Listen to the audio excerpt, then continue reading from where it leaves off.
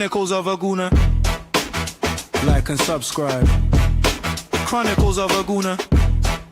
Harry Symeou time. Arsenal. Come on, you Gunners. Arsenal. Chronicles of a Gooner. Hey everybody, how's it going? And welcome back to another episode of the Chronicles of a Gooner podcast with me, your host, Harry Symeou. It's Unpopular Arsenal Opinions, Volume 3. This is the third time we're doing this. It's one of the formats that we tend to reach for during the international break. And we are right in the thick of the international break at the moment. So yeah, you've been sending in your unpopular Arsenal opinions to me. And I've selected a few because some of them are quite similar. Some of them are just completely and utterly outrageous. I've included a couple of those in there as well for good measure. And some of them are things that we've discussed quite a bit in the past. So I tried to kind of filter it down, just applying a little bit of common sense so that we're not repeating the same old content, so that we're not repeating the same old discussions. I wanted to add a little bit of variety to the conversation. So we'll work our way through those unpopular opinions that you've been sending into me over the course of the last 24 hours or so. But I'll also give you guys that are with us live right now on YouTube the opportunity to send in yours as well. So we'll, of course, We'll refer to the chat on a few occasions throughout the duration of the pod as well.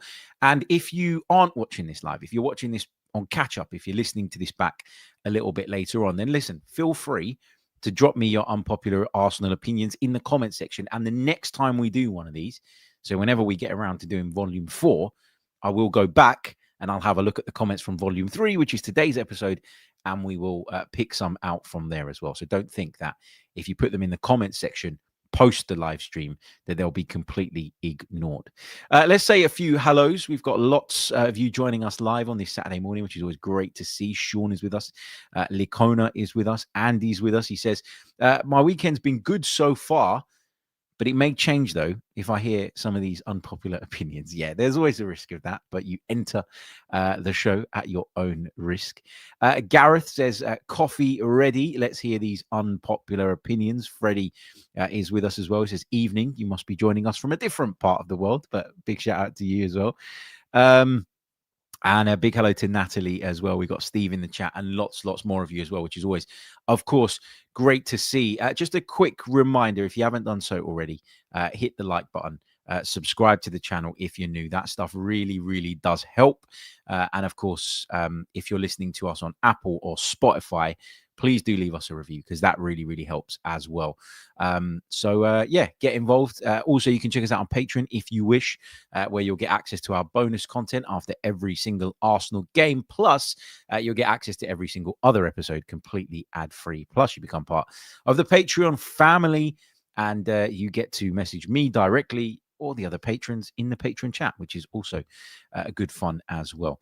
Here is your like, sir, says Angel. Somebody's already pulled me up about my new glasses. So yeah, let's just deal with the elephant in the room. I've got new glasses. Yes, okay. I know I'm going to get a bit thick because they're slightly thicker and darker frames than what I normally go for. So yeah, my wife's already been looking at me and saying I can't really get used to it. But yeah, anyway, we move. Okay, let's start off with unpopular opinion then, shall we? Number 1, and there's a fair few today, but as I've said, we're also going to take some from the live chat as well. And this is quite a heavy one. This is quite a depressing one, actually, isn't it? When you think about it. This one comes from George, who says, if Arsenal fail to win anything this year, there will be huge repercussions within the squad and key players will become unhappy. So George has put this down as an unpopular opinion. I don't think this is that unpopular. I think there's a lot of people in the Arsenal community that feel like it's kind of now or never in terms of this team getting over the line and in terms of this team bringing home essentially something shiny to show for all the progress that we've made in recent years. I don't think this is that unpopular an opinion, but I think some people would argue it's an unpopular opinion because people feel so good right now about Arsenal, about where we are, about the way we've moved forward, etc., that they almost get defensive of Arsenal and of Mikel Arteta.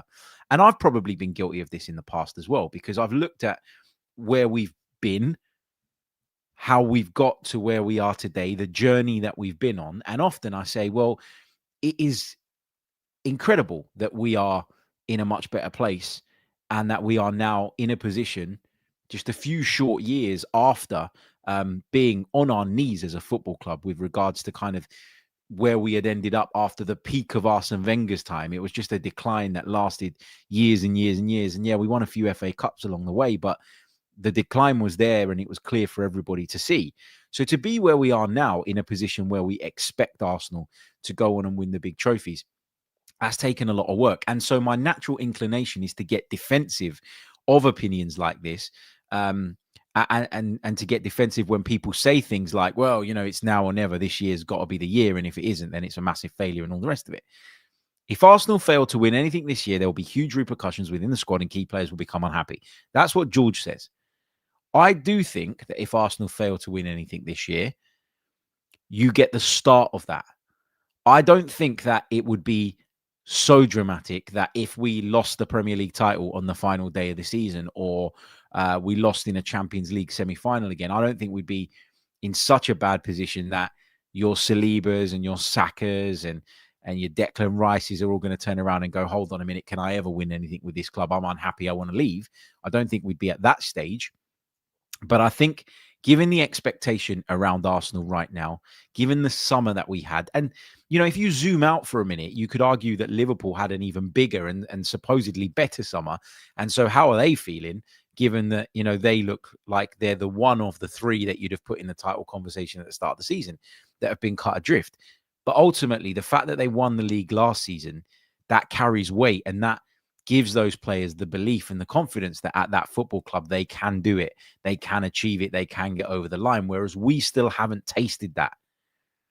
It's much easier for players, I think, mentally to process an off season when you've already experienced success in the things that you want to, than it is to experience, I don't know that I would use the word failure for all of the previous seasons, but failure to win, failure to win, failure to win 3-4 seasons in a row. That can weigh heavier on your mind, I would argue, than a one-off season where you're just not at the races, but you've done it before, you've got over the line, you've achieved it. So I don't think this is wildly unpopular from George, in that he thinks the cracks might just start to appear in terms of some of those players and their happiness at the football club. But there will be people that push back on this and go, no, this is ridiculous because look at where we are. And so this is one of those where actually the truth is probably somewhere in between. And it will be an opinion that is vastly unpopular to lots of Arsenal fans, but is also very popular with others. And so even though he says this is an unpopular Arsenal opinion, I think if 50% or even maybe slightly less than that, which I probably believe is the case with this, and that's just based on my reading of the situation, I'm not, providing any sort of accuracy in terms of the way I'm looking at this, then, I think that there's probably a good chunk of people that do feel this way and do believe this. So I don't think this one is as unpopular as maybe George thought it was when he was typing it out and sending it over. Let's move on to the next one. Saliba, Gabriel, Saka, Rice, and Timber, who have or will sign long-term deals. This is all great news, but I can see a major sale next summer to even things out financially, and that's from Haas. Listen, I think that you're right. I think that there will be a point where, having made the investment that Arsenal made last summer and in summers prior, that they look at one of their assets, they receive an offer that is just too good to refuse, and they say, come on then, let's do the deal. And you can't really begrudge that, I don't think. That's the way football and the way that business works. And I think the problem that you get when you're a club like Arsenal and you're in the position that Arsenal are in today is that there aren't that many clubs that can come in and take your players away. Okay, so Arsenal can compete financially in terms of salaries. They've clearly competed financially in terms of spend. And I'm not saying like we're the biggest spenders or that we're the biggest salary payers or anything like that, but we're certainly competitive, aren't we? There aren't that many clubs in the bracket above us that could come in and go, here's an amount of money that you just can't say no to. For instance, like Let's talk Antoine Semenyo for a minute at Bournemouth, right? Everybody's talking about him. Everybody would like to see him, apart from Bournemouth fans, of course, move on to bigger and better things at one stage. If Liverpool come in with 50, 60 million quid, can Bournemouth say no to that? Particularly if the player's pushing for the move as well. If Real Madrid come in with 50, 60 million quid, can Bournemouth say no to that? So what has to happen for Antoine Semenyo to leave Bournemouth is someone has to simply come up with what is perceived to be the market value given his current form and his form over the past couple of seasons. And that's it. But at Arsenal, if you've got a player that you really want, that you really value, that you really want to keep and you really want to progress forward with, then you end up in a situation where someone has to come and break the bank to get them. Someone has to blow you out of the water. Someone has to come up with an offer that is just ridiculous and you'd be silly not to accept. And I don't think there's that many clubs in world football that can do that right now. Hence why I'm not massively concerned about Arsenal having to make a sale.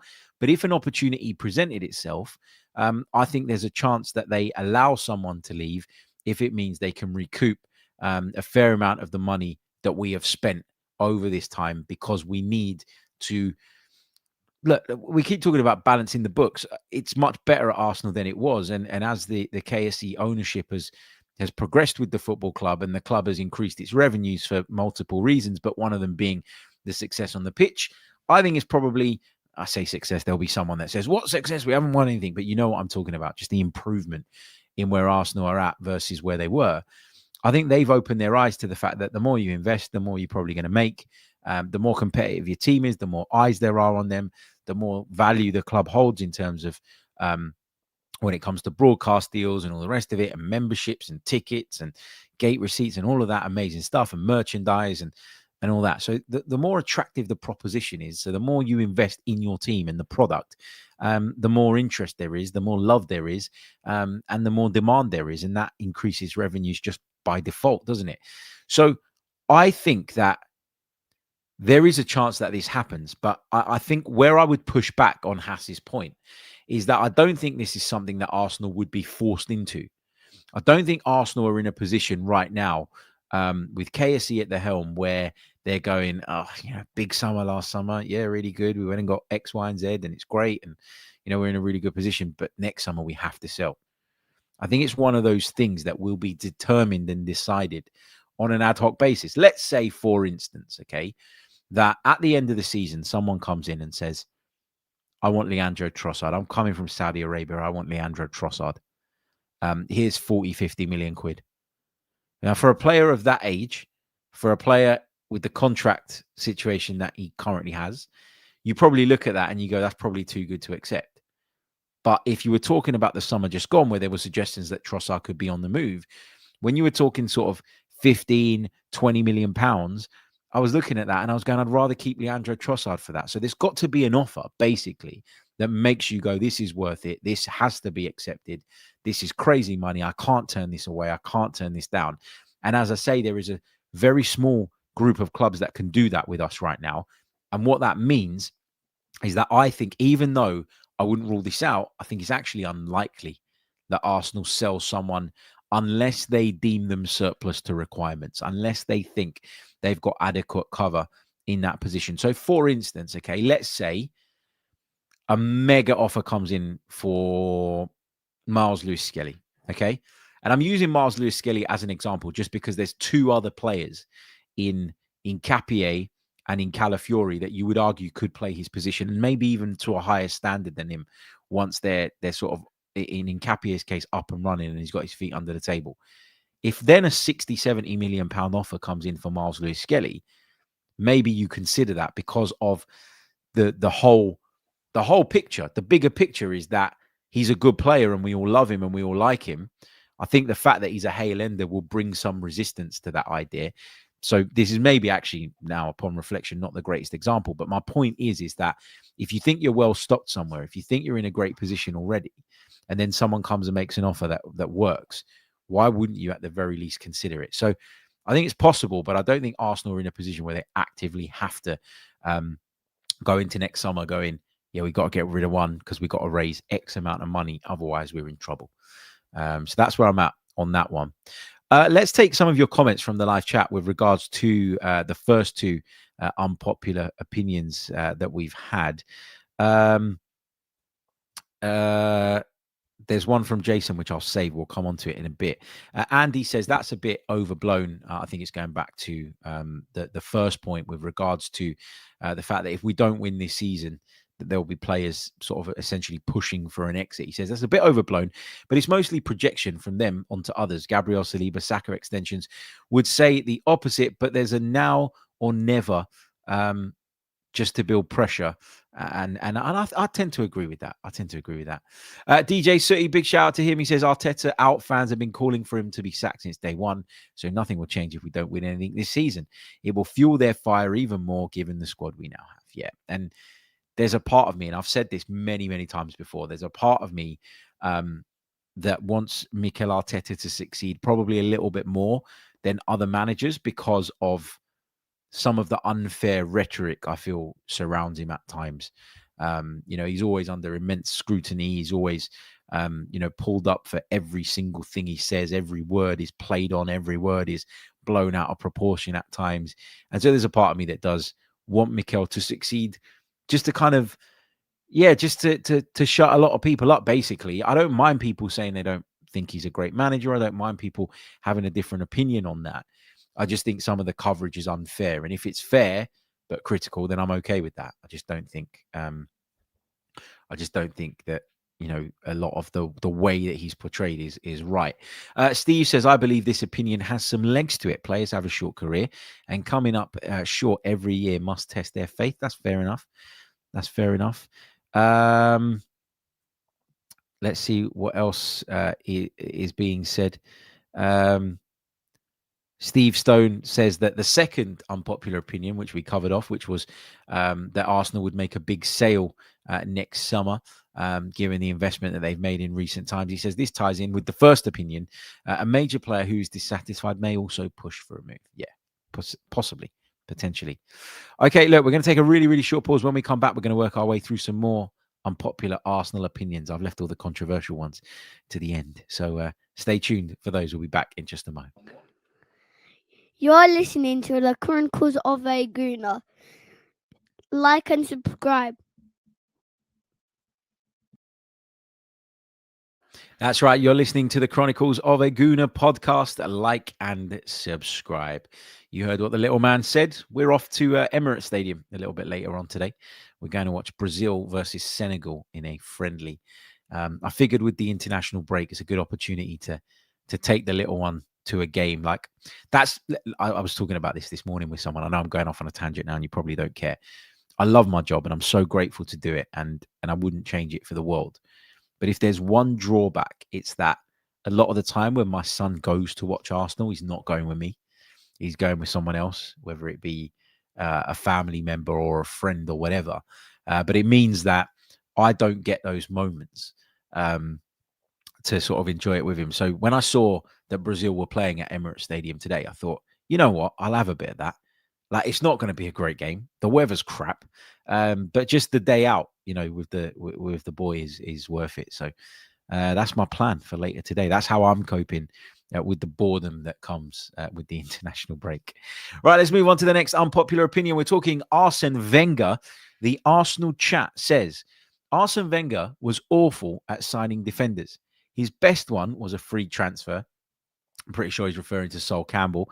And he had better success turning midfielders into defenders. And that, of course, I'd imagine is a nod to Kolo Toure and Laurent, who obviously came in as a midfield player and ended up being a really solid right back in the Invincibles team. So, yeah, I mean, I don't think Arsene Wenger was awful at signing defenders. I think that's been overblown and overrated. Overblown and overstated is what I wanted to say there. I don't think that he had the. I'm trying to stay respectful to Papa Wenger because I don't like sort of slandering him because I think he was such a revolutionary for this football club. But what I will say is that he was certainly a more offensive-minded coach, and he certainly benefited from his willingness to allow players to roam and to express themselves. But in that, he lost what most coaches have in terms of defensive structure. And I always felt like even though Wenger's greatest teams could beat anyone on their day, the thing that held us back from winning maybe as many titles as we could have, or even the Champions League for that matter, was that we didn't have that defensive structure and that solidity, that a lot of other teams did. And we had it during the Invincible season. We had it in other seasons as well, where we were pretty good defensively, but we were just a little bit short at that end of the pitch. It was never at the other end of the pitch. That's the one thing I'll say about Arsene Wenger. Like, even when Arsenal were on their knees, even towards the end of his tenure, when people were super critical of him, I always turned up to Emirates Stadium. I don't know about you, knowing I'd be entertained, knowing that we had a chance of scoring a goal. And it's a bit of a trade-off, isn't it? Because there's been games that I've turned up to under Mikel Arteta where I don't think we're going to get pushed over. I don't think we're going to get rolled over. I don't think we're going to get beat. But I can't for the life of me see where a goal was going to come from. So it's kind of like one extreme to the other at points. And I think obviously Mikel's team has a better balance about it, and hence why it is consistently competitive now. But peak Wenger ball, sorry, it shits all over Arteta ball. It does. Now, football's changed and the game is different now, and the game requires different things, and players are brought up differently, and it's a different era. Okay. It's a long time ago when Arsene Wenger first took over, started 96, 97. You're talking like a long time ago, right? 30 odd years ago. So I don't have a problem with acknowledging that the different eras mean different things. And I think a lot of people feel that football's changed, not for the better, whereby we've got players that are robotic, that are system-focused players, that can't break out of the system, that don't have that license, but also maybe don't have that natural creativity or that maverick characteristic to go and do that. Whereas in those days you did, and Arsene Wenger surrounded himself with those types of creatives, and that was a lot of the time enough. But to say that he was awful at signing defenders, I think is a little bit too much. I think that clearly he was better at identifying attacking talent. Clearly he was better at identifying midfield talent. And if there was a weakness to Arsene Wenger, it would have been defensively more than anything else. But he did bring some decent players in. I always felt like it wasn't necessarily his identification of defenders. There were some bad ones, right? Igor Stepanovs, Tavlaridis, just players that, like, with all due respect to them, they're obviously professional footballers and they've done really, really well, but they were just never at the level that we needed. People didn't particularly rate Philippe Senderos at times, and Pascal Sigan, just to name a couple of others. I'm not even saying that they are bad footballers. They just weren't Arsenal level. And Arsene, on the one hand, would put a lot of faith in people, and that would, at times work wonders, because there were players that he brought to this country and to this league that nobody had a Scooby about, that would then go on to be some of the world's best in their positions. But there were also a lot of players that he rolled the dice on that just didn't live up to it, and the talent identification proved to be poor or weak or not sufficient, depending on how you want to word it or how you want to look at it. But I always felt that defensively, our problem, particularly in the second half of Wenger's tenure, it wasn't necessarily about the individuals. Like Koscielny was a great defender. Per Mertesacker was a great defender. It wasn't that. Thomas Vermaelen was a good defender. It wasn't that. It was that structurally we were all over the place. And as the game begun moving towards a more structured approach, I don't feel like Arsene Wenger was willing to compromise on what were his original principles. And that is where maybe Wenger fell short in the end, was that he wasn't as adaptable as you probably need to be when your managerial career spans so long and across multiple different eras. So that would be my view on that. There's lots of people throwing defensive names in there that are sparking some debate, let's say. Like Strife says, Wenger's success was built off of George Graham's foundations. I mean, the 97-98 season, yeah, you'd argue that, the defense was a defense that already existed. It was already in place and already had that structure to it. But The 2001, 2002 double winning side had a few of those components, but not as many. The 2003, 2004 side, our best side ever that went invincible, they didn't have any of those components by then. So I think you can say that Wenger benefited from what George Graham left behind. And I completely agree with that, by the way. That's not to downplay what George Graham did. But Arsene Wenger took it to a whole new level, man. Come on, let's be honest about it. And as much as I rate and admire George Graham, and I think that what George Graham did in that era was unbelievable, I don't like this thing of going, Wenger wouldn't have done anything if he didn't have George Graham's defense, because I think that's not exactly accurate. What else we got? Stepanovs was generational. Sylvester, that's another one. Skilacci. Johan Juru. Yeah, but see, I don't think any of these players were like diabolically bad players. They weren't. Mikel Sylvester was good at Man United. Sebastian Skilacci was a good defender. Johan Juru was a decent defender as well. I think structurally we had a problem. I'm not saying they were greats, and I'm not saying they were world beaters, and I'm not saying that, other big clubs would have been sort of running to sign them. I'm not saying that, but I also don't think they were as bad as people make them out to be. And I think they became a subject of for people to make fun of. And I don't really think that was fair. I think structurally we had problems. Like you look at, for instance, Granit Xhaka, right? When Granit Xhaka was playing as a 6 at Arsenal, and we were leaving him completely exposed, no midfield support, and 2 fullbacks that were bombing on, meaning the centre halves were spread apart and spread thin and were all over the shop. You ended up in a place where then you're looking at Granit Xhaka and you're going, well, you're just a really bad defensive midfield player and we need to move on from you. And that was the beginning of his scapegoating. Then all the other stuff followed, of course. But then Arteta comes in and with very, very similar players puts a structure in place that means that these people who you thought were not up to standard and you thought were really poor are actually just being better protected and having their weaknesses covered up. And that's part of football management. That's part of football management. It's so, so important. Like, and then you look at Granit Xhaka now in that Sunderland team, and he looks like a world beater. You looked at him in that Bayer Leverkusen team, he looks like a world beater. You watch him play for Switzerland, and he looks fantastic. Why? Well, it's because there's structure around them. So don't underestimate the importance of structure. And if you don't have structure and your weaknesses are amplified as a result of that, you will look like a worse player than you actually are. And I always say this, and I'll say it again, just while we're on the subject of a lack of structure. I know we've digressed off the original opinion a little bit, but just while we're on the point in the subject of structure, Mikel Arteta himself played in that 6 role at Arsenal and was exposed week after week after week. And I remember coming away from games and thinking, this guy cannot play in defensive midfield for us. He's not quick enough. He's not strong enough. He can't cover the ground. He can't do this. He can't do that.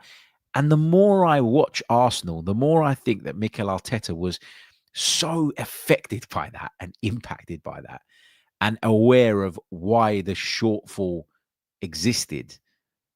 I think, and he knows his own shortcomings as well. Make no mistake about that. Make no bones about that. But I think he was so aware of what the problems were around him that he's almost like vowed to never allow a defensive midfielder to be that exposed again. And it's why when we signed Zubimendi, I was a bit like, I don't know if this is the right guy, to play as a 6. But where I was silly was thinking that Mikel would ever leave him as exposed as he was, for instance, or as exposed as Granit Xhaka was in years gone by. So, yeah, let's move on to the next one. Okay, Berrylicious. Rice needs to take more shots at goal like a Gerrard or a Lampard.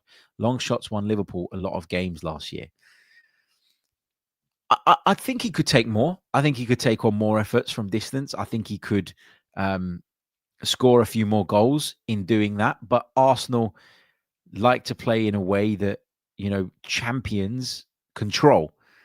And having pot shots from 30 yards out when there's nothing on and sending them into the top of the stands, which is what will happen a lot of the time if you adopt this approach, kind of works against that, doesn't it? Because what you're looking for, if you're looking for control, ultimately is to retain possession, is to wait for the right moment before trying to slice open a defense, is to try and drag people out of position. And you don't do that by taking on long shots. Again, I'm not adverse to it. I'm not against it. I'd actually quite like him to be a little bit more proactive in that sense.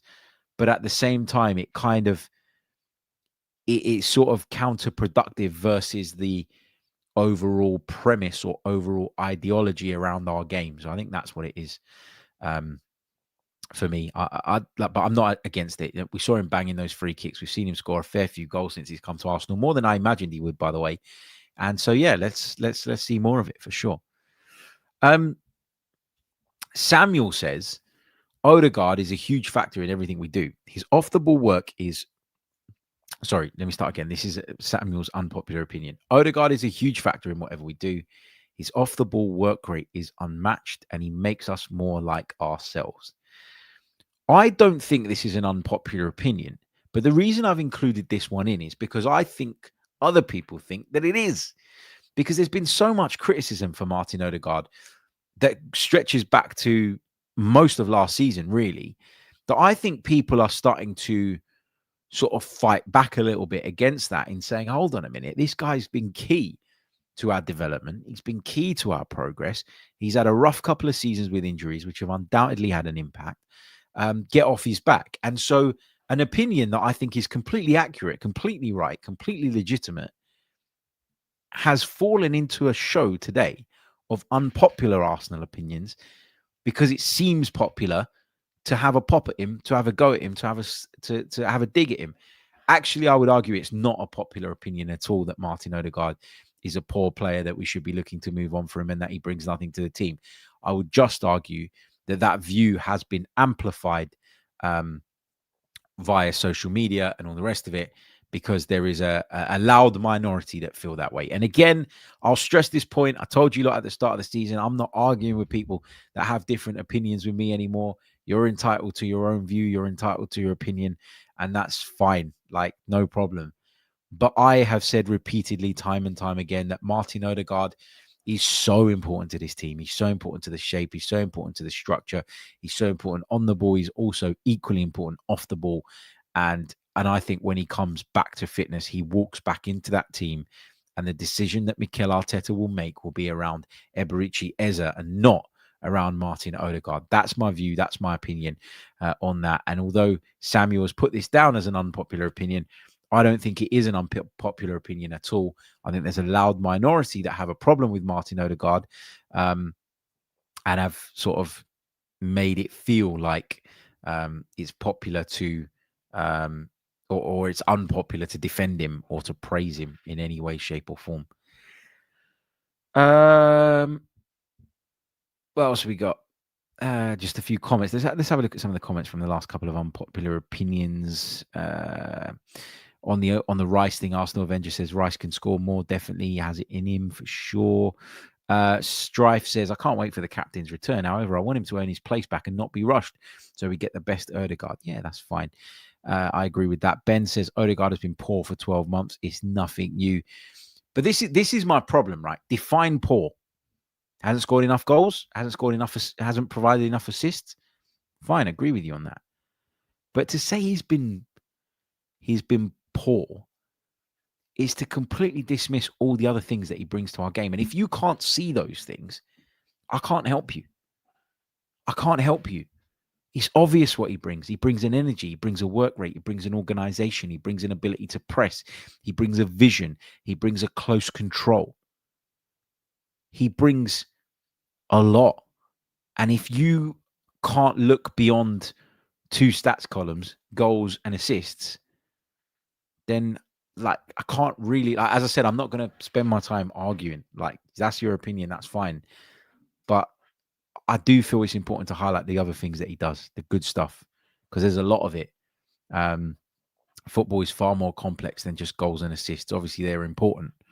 I'm not downplaying that for a second, but I think Odegaard has not been poor. I think Odegaard has not been the Odegaard that we became accustomed to. And Odegaard has not been anywhere near his best. I think those are all fair comments and fair statements to make. But to say he's been poor, I think is a little bit over the top. Steve says Martin Odegaard's play is reliant on players in front of him making runs off the ball. If our forward line is static, of course his game will suffer. And we all felt that the forward line was static last year. That's why we were all desperate to see Gyökeres come in. How often have those two got to play together? Not often enough. And if you think about that game that they did in the Champions League against Olympiacos, Odegaard was having a field day hitting those channels for Victor Gyökeres. So we've seen just a little sign of what's to come once those two, A, develop that relationship, and B, can both be fit and available at the same time. So there's more to come. There's more to come. Okay. Let's move on to the next unpopular opinion. I'm going to skip the next one because it's very similar to one that we had already. This one comes from Steve on Instagram. So this is not Steve in the chat. So don't give Steve hassle for this because this is not his opinion. I thought I'd make that clear. And the reason I say that is because this really is an unpopular Arsenal opinion. This is probably the most controversial one of the episode so far. And one that when I saw, I had to include it because, I mean, what the hell are you talking about, Steve, my dear friend? He says Robert Pires was overrated. Are you having a laugh? Are you having a laugh? What? Like, I can't even begin to get my head around that one. Robert Pires was everything. He was elegant. He was skillful. He was technically superb. He was stronger than people gave him credit for. He was quicker across the ground than people gave him credit for. He had this incredible partnership with Thierry Henry, who would go and drift out on that left-hand side, and those two could take apart anybody. Ashley Cole in behind him had a great relationship with him as well. Robert Pires is one of the Premier League greats. He, for me, is one of the Arsenal greats. And I know there'll be other names that people put ahead of him in those types of lists. But Robert Pires at his peak was as good as anything I've seen at Arsenal, anything I've seen in the Premier League. He was unbelievable. Unbelievable. Did he need a bit of time to settle in? Yes. He had a horrible injury as well that saw him miss a long period of time that he fought back from and recovered from. Robert Pires is one of the Arsenal greats. I love him. I adore him. I will not accept this slander. And I think the comments in the live chat tell you all you need to know about how that's gone down with our listeners. Robert Pires is an Arsenal legend, and I will not have anything said otherwise. So, yeah, that is definitely, and I knew that you'd all react to that one. That is definitely the most unpopular opinion probably of the day so far. Okay, let's take this one from Mo, who says, Calafiori's form has shown us Lewis Skelly was never deserving of all the hype. Now, that's an unpopular opinion, isn't it? Because I think what this fails to consider and take into account is that Miles Lewis Skelly came in as a kid and was basically pushed into a position that isn't even his natural position and told, you need to play there because we're up shit street and we've got problems galore in that area. And this is your chance. You better go and take it. And he's done exactly that. Now, do I think that Miles Lewis Skelly at left back is perfect? No, nor do I think Ricardo Calafiori is, by the way. But this idea that Miles Lewis Skelly should be judged without the context and without the kind of pretext of he's still incredibly young, I don't get that. Like, how can you analyze Miles Lewis Skelly without looking at that side of it? How can you look at what he's done and not acknowledge that he's done all this at such a young age? And that's what makes him incredible, that he's got this confidence, this belief in his own ability, this charisma, this character that will see him go on and be a very, very good footballer. It's talent. It's also mentality.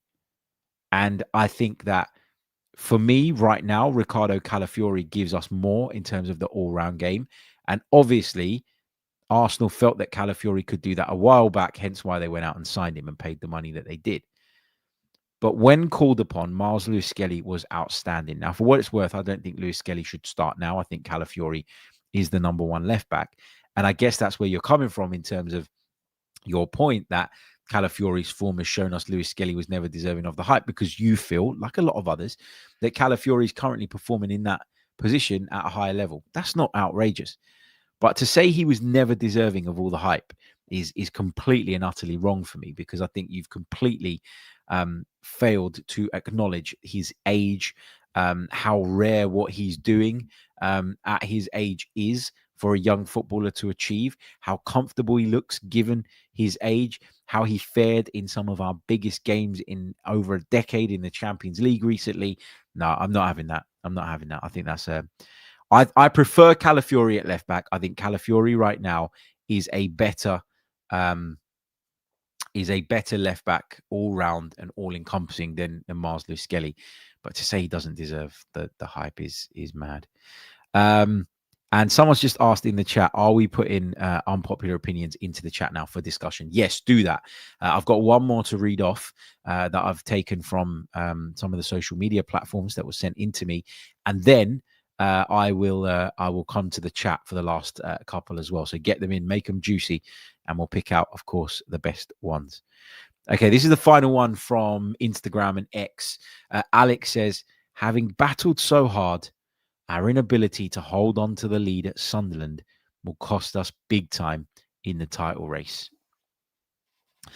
I think sort of from all the content that I took in after the game, and I was angry after the game. I hold my hands up. I was furious. But I think from all the content I took in, all I can say is the general response and consensus was quite a calm one.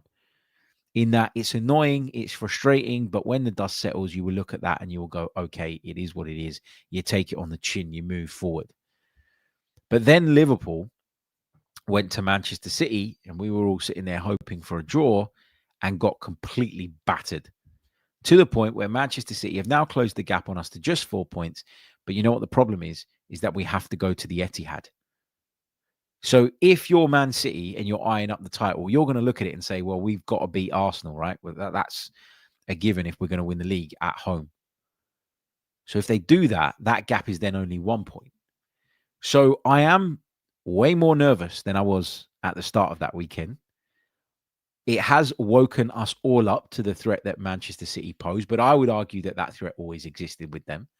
And it was only going to take one swing weekend to put them right back in the mix, and that's what happened. But to say it will definitively cost us big time, I think is premature. I know it's an opinion. That's the whole point. I know it's a prediction. And that's the whole point of this show, I suppose. But I think it's too strong a prediction to make at this stage. Because if we come back from the international break and we beat Tottenham and we beat Chelsea, then you're going, oh, well, yeah, Sunderland was just a blip, wasn't it? And you're looking at it and you're going, well, had we beaten Sunderland but then drawn against Chelsea, for example, you'd have gone, well, that's okay, isn't it? But it's the same outcome in terms of points total. So, yeah, I think you've gone a little bit too far with that. But it's certainly woken a lot of people up, that result, to the threat that Manchester City still do pose, regardless of people writing them off and suggesting that they were done and all the rest of it. Okay, there's a few unpopular opinions coming through in the chat, which we're going to tackle now. Got to take another really, really short pause. If you're wondering why we take these really kind of short pauses on YouTube, it's because we have an audio podcast and we have adverts that need to go in. And so we do that so that there is those natural breaks in the conversation for those to be inserted. You might even get a YouTube ad at this point anyway. Who knows? But that is not in my hands. So I do the natural break so that I can at least assign the ads into natural positions so it doesn't impact the listener experience. That's why those breaks are like, well, 1 second. Here we go. We're back after this. And we're back. Hey, presto. Anyway, okay, so let's take some of yours from the live chat because there's some really, really good ones. Larry, just on my point about Calafiori, says it highlights back to that structured discussion. With this squad and to have it managed correctly, it will push us forward in all 4 competitions this year. Come on, you Gunners. Fingers crossed, mate. Fingers crossed. And Jason, just on that Man City point, on the Sunderland point, I beg your pardon, and what that did in terms of allowing City back into the equation. He says that we could argue that the point that we got against City late on through Gabriel Martinelli could win us the league. It just depends on the perspective you look at it. Yeah, absolutely. Absolutely. Agree with that. This is good context from DJ City. Since the last international break, we've extended our lead over City from 3 to 4 points. Too many knee-jerk reactions to a draw at Sunderland. Agreed. Okay, Jason's unpopular opinion is Nwaneri will not make it at Arsenal, and his new contract was a view to protect his value. I've got to say, I've been a little bit disappointed with the lack of minutes handed to Ethan Nwaneri so far, because as a talent, I really, really rate him. When I have tried in recent weeks and months to put my finger on why I don't think he plays as much as we'd like him to, I keep coming back to what he does off the ball. I keep coming back to that conversation. Does he give us enough off the ball? He certainly doesn't give us what Martin Odegaard does, but Eberechi Eze doesn't give particularly much off the ball, at least not in comparison to Odegaard. So that's what keeps, happening to me. I keep going down this road of going, well, that's why, that explains it, not enough off the ball. And then I watch Eze and I think, but he doesn't do much off the, I'm not saying much because that's like reductive. That's not what I'm saying. But he doesn't do as much as an Odegaard does. So, why does he play? Is it because Mikel thinks that right now at this stage in his career, Eze can be a difference maker more regularly than Nwaneri can, perhaps? But I would argue Nwaneri's talent is off the scale. I think he's fantastic. But I do think that if we have another season where Ethan Nwaneri is on the peripheries and not even the go-to guy when Odegaard is unavailable, and with Madueke coming in, he's not even the go-to guy to replace Saka on the right-hand side, I do think there'll come a point where he'll look around. He's sort of flirted with leaving before, and I don't know how much of that was him and how much of that was his people. I don't know. I'm not privy to that information. I don't have any insight on that. But the fact that they flirted with an exit in the past makes me feel like at some point that could happen again. And if he's not playing regularly and there's money to be made and he is a homegrown player and you make pure profit, etc., Arsenal might be put into a position where they feel like the best thing to do is cash in. So I don't think that's an unpopular opinion at all. I think there's some legs to that. I really, really do. Okay. Cards MN2 says, this is a good one. I like this. Unpopular opinion is we needed to lose at Liverpool to change our tactics to allow us to be where we are now. Yeah, you did feel, didn't you, after that game that there was a bit of a shift towards a slightly different approach. And I'm not saying for a minute that Mikel Arteta gets influenced in his decision-making by people online or people that he bumps into on the street or whatever. But I think when the narrative is as strong as it was after that game, I can understand why that might weigh on your mind a little bit. And maybe it did. Maybe it did just spark something. Maybe it forced him to rethink something at the very minimum. And that's, improved our ability to go on and win football matches and win them convincingly and comfortably. Obviously, the defensive side, which is ultimately what he was slated for, has been a massive part of our success so far this season, which is the ironic thing about it all. Because you keep saying, Arsenal winning games, yes, but it's not because we're scoring 5s and 6s. It's because we're not conceding, generally speaking. And that is essentially what he's set up to try and do at Anfield. So there is a bit of irony in that, I think. But I think maybe it just forced him to just kind of redress the balance a little bit. And that probably has made some difference. I think it's fair to say that. AFC 777 says we need to change the captain to win things. I completely disagree with that. I don't think a captain's role is what it used to be. I don't think that Martin Odegaard has any negative influence over the team. I think that there is a group of leaders in that team, Odegaard, Saka, Rice, Gabriel, etc., that have all been tasked with some sort of responsibility in that sense. And I think they share that. And ultimately, whoever wears the armband for me nowadays is not as important as it was when I was growing up. So it's not as important as it was when Patrick Vieira was captain. It's not as important as it was when Tony Adams was captain. It's not as important as it was when Thierry Henry was captain. I think now the captaincy role, it's been diluted. It's changed. It's different. And I also think that as players have changed and you've got less of those kind of Tony Adams types characters, people look for them, but very often you don't find them. And so to say that Odegaard's a bad captain, or no, let me rephrase that. To say that Odegaard being the captain has a negative impact on our team, I just think is so far off the mark. It's unbelievable. You might not think he's the best man for the job. You might not think that that we're getting the maximum out of our captain because he's maybe in your eyes not captain material. But then the next question has to be, well, then who else do you go for? And listen, if it were me, if I were coming into the club and starting from scratch, it would be Rice, it would be Gabriel, probably Gabriel for me. It'd be one of those two. But at the same time, this idea that that Odegaard's captaincy is a problem or is holding us back is wrong. Some managers in the past would have picked captains who would motivate, who would maintain standards by screaming in your face if you weren't doing what you were supposed to. Okay. And that was then, and that worked then. Now, being the captain is different, as football has taken this really big shift towards a more tactical thing, and to be in a more tactical sport. I think it's important that your captain's intelligent. I think, and I'm not saying the other players are not intelligent. What I'm saying is that Martin Odegaard, from a tactical standpoint, is very intelligent and understands exactly what his manager wants, and he can essentially coach from on the pitch.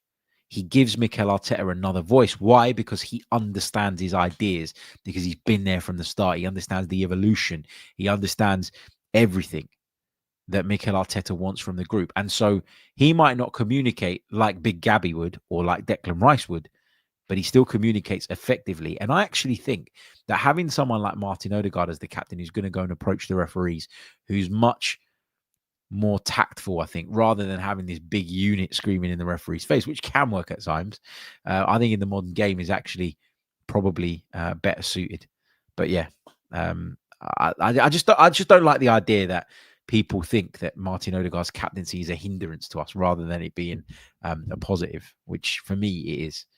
Anyway, we are going to leave it there. That's the Arsenal Unpopular Opinions, or Unpopular Arsenal Opinions podcast, Volume 3 here on the Chronicles of a Gooner. Thank you so much to everybody that got involved, to everybody that joined us in the live chat, to everybody that will watch or listen to this back later on. I really appreciate all the love and support. If you haven't done so already, make sure you leave a like on the video, subscribe to the channel if you're new, check us out on Patreon if you wish to. You'll get access to bonus content as well as access to every single episode ad-free, and you can make contact with myself and all the rest of the patrons via the Patreon chat features. It costs less than the price of a cup of coffee per month, but you'll be doing me a massive favor supporting the show. We've got a good few members now, which is amazing. Lovely little community there. You can sign up as a free member as well if you want via the link in the description, which will mean that you get to see what's coming out on the Patreon side of things. You can't access all of it, but you can see what's coming out to give you an idea of what we're doing. But at the same time, from time to time, we do make the Patreon pods open to the free members so that you can get a real sense for the content that we're making, and then potentially decide whether or not you want to sign up from a more informed position. Okay, have a wonderful day. As I say, I'm off to the Emirates, Brazil versus Senegal. Hopefully the rain stops. I'm looking forward to whatever I'm going to eat, I think, more than the game itself. But hey, it's a day out for the little one, I suppose. And I'll see you all back on the pod tomorrow. Really looking forward to it. Until then, take care of yourselves. Have a wonderful day. Up the Arsenal. Goodbye. Chronicles of a Gooner. Like and subscribe. Chronicles of a Gooner. Harry Symeou time. Arsenal. Come on, you Gunners. Arsenal. Chronicles of a Gooner.